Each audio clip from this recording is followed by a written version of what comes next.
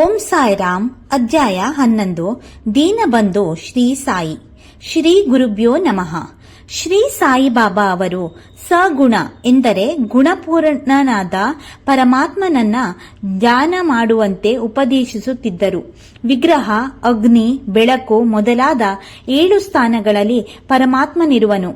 ಇಂತಹ ಸ್ಥಾನಗಳಲ್ಲಿ ಪ್ರೇಮದಿಂದ ಪೂಜಿಸಿದರೆ ಆತನ ಒಲುಮೆ ಬಹುಬೇಗ ದೊರೆಯುತ್ತದೆ. ಪರಬ್ರಹ್ಮನು ಸಂತರಲ್ಲಿ ವಿಶೇಷವಾಗಿ ಅನುಗ್ರಹಿಸಿ ಅವರ ಭಕ್ತರನ್ನು ರಕ್ಷಿಸಿ ಸುಖ ನೀಡುವನು. ಬಾಬಾ ಅವರಿಗೆ ವಸ್ತ್ರಭೂಷಣ, ವಾಹನಗಳನ್ನು ಅರ್ಪಿಸಿದರೂ ಅವರು ಅದನ್ನ ಬಯಸದೆ ನಿರ್ಲಿಪ್ತರಾಗಿದ್ದರು. ಶ್ರೀ ಬಾಬಾ ಅವರ ಭಕ್ತರಾದ ಡಾಕ್ಟರ್ ಪಂಡಿತ್ ಎಂಬುವವರು ಅವರಿಗೆ ಗಂಧ ಲೇಪಿಸಿದಾಗ ಅವರು ಬೇಡವೆನ್ನಲಿಲ್ಲ.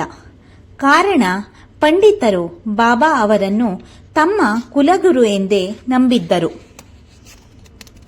ಕೆಲವು ಬಾರಿ ಬಾಬಾ ವಿಚಿತ್ರವಾಗಿ ವರ್ತಿಸುತ್ತಿದ್ದರು. ಭಕ್ತರನ್ನು ಬೈಯುತ್ತಾ ಗದರಿಸುತ್ತಿದ್ದರು. ಇನ್ನೊಮ್ಮೆ ಮಾತೆಯಂತೆ ಮುದ್ದಿಸಿ ರಕ್ಷಿಸುತ್ತಿದ್ದರು. ಶ್ರೀ ಸಾಯಿನಾಥರು ತಮ್ಮ ಭಕ್ತರನ್ನು ಆಯ್ಕೆ ಮಾಡುವುದೇ ವಿಚಿತ್ರವಾಗಿತ್ತು.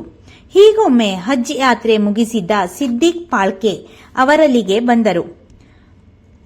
ಅವರನ್ನು ಮಸೀದಿಯೊಳಗೆ ಸೇರಿಸಲಿಲ್ಲ. ಶ್ಯಾಮ್ ಅವರ ಮೂಲಕ ಬಾರ್ವಿ ಎಂಬ ಬಾವಿಯ ಬಳಿ ಬರುವಂತೆ ಬಾಬಾ ಸೂಚಿಸಿದರು.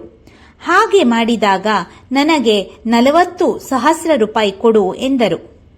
ಇದಕ್ಕೆ ಹಾಜಿ ಒಪ್ಪಿದರು. ಮಸೀದಿಯಲ್ಲಿ ಆಡನ್ನು ವಧಿಸಿ ಅದರ ಮಾಂಸವನ್ನ ತಿನ್ನು ಎಂದಾಗಲೂ ಒಪ್ಪಿದರು. ಆಗ ಬಾಬಾ ಅವರನ್ನು, ನೀನು ಕುರಾನ್ ಪಠಿಸಿ ಉಪಯೋಗವಿಲ್ಲ, ಮೆಕ್ಕಾ ಯಾತ್ರೆ ವಿಫಲವಾಯಿತು ಎಂದು ಗದರಿಸಿ 55 ರೂಪಾಯಿ ಕೊಟ್ಟು ಅಹಂಕಾರ ನಿವಾರಣೆ ಮಾಡಿದರು. ಬಾಬಾ ಅವರಿಗೆ ಪಂಚಭೂತಗಳ ಮೇಲೆ ಹತೋಟಿಯಲ್ಲಿತ್ತು. ಶಿರಡಿಯಲ್ಲಿ ಬಿರುಗಾಳಿ ಬಂದಾಗ ಮಸೀದಿಯಲ್ಲಿ ದೂನಿ ಅಂದರೆ ಬೆಂಕಿ ಚಾವಣಿಯನ್ನು ತಲುಪುವಂತೆ ಉರಿದಾಗ ಶಾಂತನಾಗು ಎಂಬ ಮಾತಿನಿಂದ ವಾಯು ಅಗ್ನಿಗಳನ್ನು ನಿಯಂತ್ರಿಸಿದರು.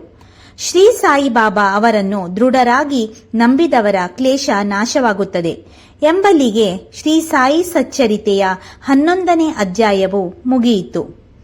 ಓಂ ಶ್ರೀ ಸಾಯಿನಾಥಾಯ ನಮಃ.